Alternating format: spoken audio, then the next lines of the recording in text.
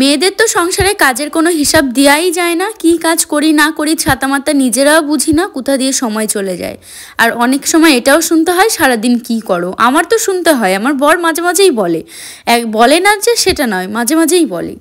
দেখো এই যে মেয়ে যখনই একটু মুড হবে পড়াশোনা করা, ওর কাছে পড়াশোনা মানে ওই পেন্সিল ফেন্সিল সবগুলো খাটের উপর বিছানো, খাতা বই যা আছে সব ছড়ানো ছিটানো, ব্যাস পড়া হয়ে গেছে। তো সেইগুলো গুছানো, আবার চিরুনিটা ঠিকঠাক করে রাখা, মানে এটা ওটা ঠিক গুছিয়ে রাখা, যেখানে একটা যেখানে, এইগুলো করতে করতে সারাদিনটাই কেটে যায়। তার সঙ্গে তো রান্না বান্না, খাওয়া দাওয়া, স্নান ধ্যান, মেয়েকে খাওয়ানো দাওয়ানো সবই থাকে। তো এখন হচ্ছে বিকালবেলার দিকে ঘরটা একটু গুছাতে বসেছি। আর বিকালের দিকেই মানে সারাদিন মেয়ে ঘর এলোমেলো করে আর বিকালবেলার দিকে গুছিয়ে নিই। তো দেখো দুপুরবেলা অনেক জামাকাপড় ধোয়াধুয়ি করেছিলাম, তো সেগুলো ভাজিয়ে গুছিয়ে যেখানে যেটা সেখানে রাখলাম। এখানে তোমাদের দাদাভাই যেটা ডেলি ইউজ করে তো সেগুলো রাখা থাকে, তো ওরটা ওখানে রাখলাম। আর এটা কত কিউট না, এটা আমি পুরী থেকে কিনে নিয়ে এসেছি। তারপরে দেখো আমার কিছু জামা ছিল, আমারটা আলমারিতে থাকে, তো সেই আলমারিতে এখন রাখছি, তোমাদের দাদাভাইয়েরটাও থাকে। তো বিকালে মোটামুটি গোছগাছ কাজগুলো খুবই তাড়াহুড়ো করে করছি, কেন আজকে আবার একটু প্ল্যান আছে, আমরা বাইরে বের হব, মানে একটা ক্যাফেতে যাব।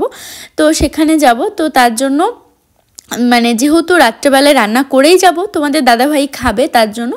আর এসে তো রান্না করতে ইচ্ছা করে না কোথাও থেকে ঘুরে এসে, তার জন্য একদিকে রান্নাটাও বসিয়ে দিয়েছি, একদিকে সব গোছগাছগুলোও করে নিলাম।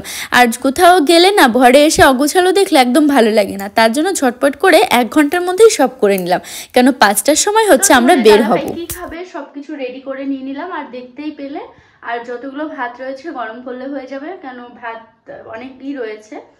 তো যাই হোক চলো, এখন ঘড়িতে 4:30 মতো বাজে। তো এখন একটু চোখে মুখে জল দিয়ে রেডি হব, তার আগে ভাবলাম ঘরটা ঝাড় দিয়ে নিই। চলো ততক্ষণে তোমরা ভিডিওটা দেখতে থাকো। দেখো রান্না তো হয়ে গেছে, এখন হচ্ছে ঘরটা ঝাড় দেবো, তার আগে একটু জল খেয়ে নিই। জলই খাওয়া হয় না, তবে এই যে গরমের সময় এসছে এখন আর মানে জল খেতে হবে না, শরীরই বলে দেবে আমাকে নাও, মানে এরকম একটা ব্যাপার। তো যাই হোক ঘর ঝাড় দিলে তারপর হাত মুখ ধুয়ে রেডি হয়ে নেব। আর এখন ঠিক 5টাও বেজে গেছে, 5টার বেশি বেজে গেছে, আর আমি এইদিকে রেডি হয়ে নিয়েছি, আর আমার পুতুলকেও রেডি করিয়ে দিয়েছি। তো চলো এখন হচ্ছে আমরা বেরিয়ে পড়ি। আর আমি এরকম টপটা পরেছি, যেটা আমি জুডিও থেকে নিয়েছিলাম বেশ অনেক দিন আগে, আর জিন্স পরেছি, কেন আজকে সবারই প্ল্যান জিন্স টপ পরে যাবে তার জন্য। আর এই যে আমি আর মামাম এখন যাচ্ছি। চলো তো এই যে বেরিয়ে পড়লাম, এখন ঘড়িতে 5:30 মতো বাজে, তাই না? কাল মিমিদের বাড়ি যাবো। চলো চলো, এই যে মাম্মা, এখন আমরা যাচ্ছি। তো এখান থেকে সুবর্ণার আমি একসঙ্গেই যাব, তার জন্য এখানে আমি দাঁড়াবো, গিয়ে দেখি সুবর্ণাকে ফোন করব। তো চলো যেতে থাকি। তো দেখো এখন হচ্ছে আমি এখানে দাঁড়িয়ে আছি সুবর্ণার জন্য, ও এলে একসঙ্গে টোটোতে উঠবো।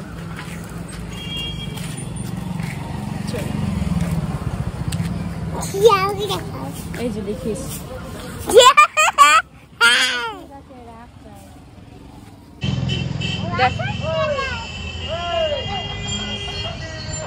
এখানে ধরো, হ্যাঁ 2 হাতে ধরো, হ্যাঁ এরকম করে, ভেরি গুড, ঠিক আছে। এবার আমাকে দেখাও, এখানে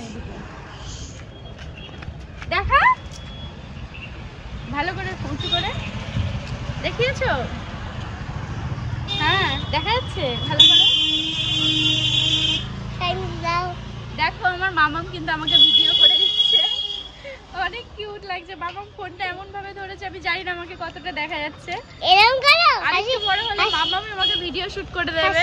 হাসি দাও, হাসি দেবো, ইয়ে এরকম করো, ওরে বাবা এরকম করো, মামাম বলছে এরকম করো, এই যে করেছি, আর কিরকম করো, ওরে বাবা ওরে বাবা মশা, ঠিক আছে দেখেছি ফোন এসছে আমার। এখানে দাঁড়িয়ে শুধু মশার কামড় খাচ্ছে। আর সুবর্ণা আন্টিকে বলে এখনো আসেনি কেন বলো, তোমার ভিডিও দেখি তো আমরা।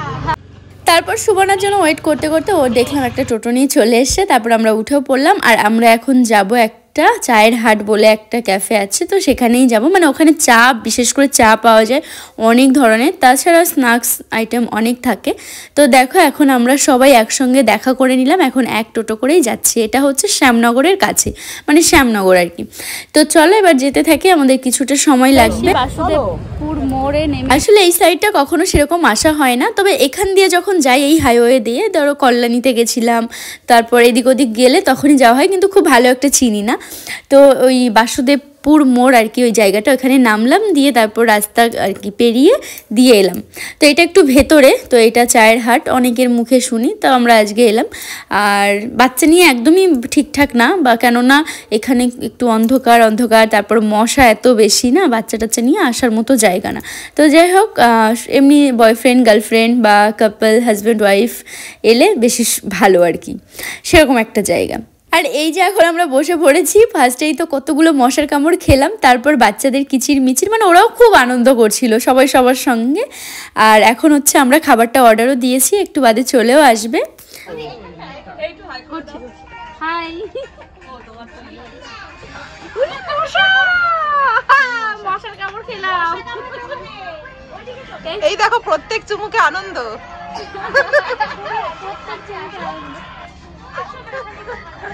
চন্দ্রা বলছে মশা কামড়াচ্ছে না। এই ওই দাদা বলছে কি যে ওইখানে আলো আছে, চলে যাও, ওখানে কি রিলস বানাতে পারবে এরকম বলছিল না? কোথায়? এখন হচ্ছে এখানে দাঁড়িয়ে দাঁড়িয়ে আমরা অর্ডার দিচ্ছি কি খাবো না খাবো। আর এখানে দেখো চায়ের কাপগুলো পুরো সাজানো রয়েছে, আর এইটার নামই হচ্ছে চায়ের হাট। তো এখানে বিভিন্ন ধরনের চা পাওয়া যায়, প্রচন্ড অন্ধকার, মানে একটা অন্যরকম। এরা অর্ডার দিচ্ছে, ফোনপে করবে নাকি টাকা দেবে? আশা করি এখন আর এদেরকে চিনিয়ে দিতে হবে না, তোমরা যারা আমার ডেইলি লাইফস্টাইল দেখো তারা সবাই জেনে গেছো। আমার ভীষণ কাছের দুজন মানুষ, সুবর্ণা আর চন্দ্রা। মানে আমাদের ফ্রেন্ডশিপটা যেন এরকমই থাকে, এটাই শুধু প্রে করি ঠাকুরের কাছে। আর কি বলবো, অনেক দিন পর ওদের সঙ্গে আমার দেখা হলো। মাঝখানে তো আমি এত বেশি বিজি ছিলাম শ্বশুরবাড়িতে, তারপর ওখান থেকে এসে পুরীতে চলে গেলাম, ওদের সঙ্গে আর সময়ই হচ্ছিল না, আর ফোনও মানে বেশি একটা কথা হচ্ছিল না। যাই হোক, অনেকদিন পর মনে হচ্ছে যে মন খুলে ওদের সঙ্গে একটু আড্ডা দিলাম, কথা বললাম। শুরুই করে দিন। টাকা তুতুন টাকা হ্যালো বলো। হ্যালো গাইস, এই কেমন লাগছে তোমাদের? এ মা ছবি তোলা হলো না, পালাচ্ছে।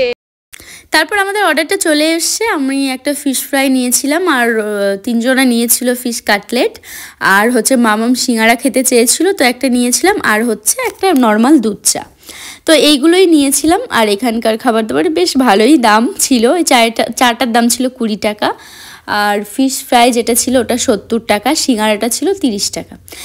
তো বাড়িতে চলে এসেছি, বাড়ি এসে ফ্রেশ বলতে চেঞ্জ করে নিলাম, আর এখন রান্নাঘরে বরের জন্য খাবার গরম করছি। আর তোমরা তো দেখেছিলে ডিমের ঝোল করে রেখে গেছিলাম, আর ভাতও রয়েছে, ভাতটা গরম করলাম, ব্যাস এখন ওকে খেতে দিয়ে দেবো। আর আমি মামাম কিছুই খাবো না। মামাম আবার বাড়িতে এসে যেন কি করেছে, বাড়িতে এসে বলছে আমার খিদে পেয়েছে, তারপরে ওর ঘরে বলছি স্যান্ডউইচ খাবো, তারপরে হচ্ছে জ্যাম পাউরুটি বানিয়ে দিয়েছি। পাউরুটি ছিল, জ্যাম দিয়ে মাখিয়ে দিয়েছি, দিয়ে তারপরে হচ্ছে ওইটা খাচ্ছে আর কি, খেয়েছে। তো যাই হোক, মামাকেও ভাবছি কিছু খাওয়াবো না রাত্রেবেলায়, যত হালকা ফালকা খাওয়াতে পারি ততই ভালো ওর জন্য। আর এখন আর ভাত টাত দেবো না, আর এখন তোমাদের দাদা ভাইকে আমি খেতে দেবো, আর তারপরে ব্যাগপত্র গোছাতে হবে। চলো তোমরা দেখতে থাকো। আর এই যে দেখো ডিমের ঝোলটা গরম বসিয়েছি, আর এখানে ভাতও গরম করা হয়ে গেছে। আর চলো খেতে দিই। কি গো, বেড়ে দেবো? আর এই যে তোমাদের দাদা ভাই, আর হ্যাঁ, চলো চলো তোমাদেরকে এবার একটু সুখবর দিই। সেটা হচ্ছে আমি আর মামাম যাচ্ছি ঘুরতে। কোথায় যাচ্ছি? আমার বান্ধবীর বাড়িতে যাচ্ছি, যেখানে কিনা লাস্ট 1 বছর ধরে প্ল্যান করেই যাচ্ছি যাব যাব যাব। ও বলে আসছে আয় আয় আয়, কবে আসবি, কবে যাবি, মানে কতদিন পর ফাইনালি কালকে যাব। তো তার জন্য আমি ভীষণ হ্যাপি। তো তার জন্য আমি ব্যাগও গুছিয়ে নিয়েছি। তো এখানে ট্রলি করেই যাচ্ছি, কারণ ট্রলিটা নিতে আমার সুবিধা হবে, যেহেতু তোমাদের দাদাভাই যাবে না সেই জন্য।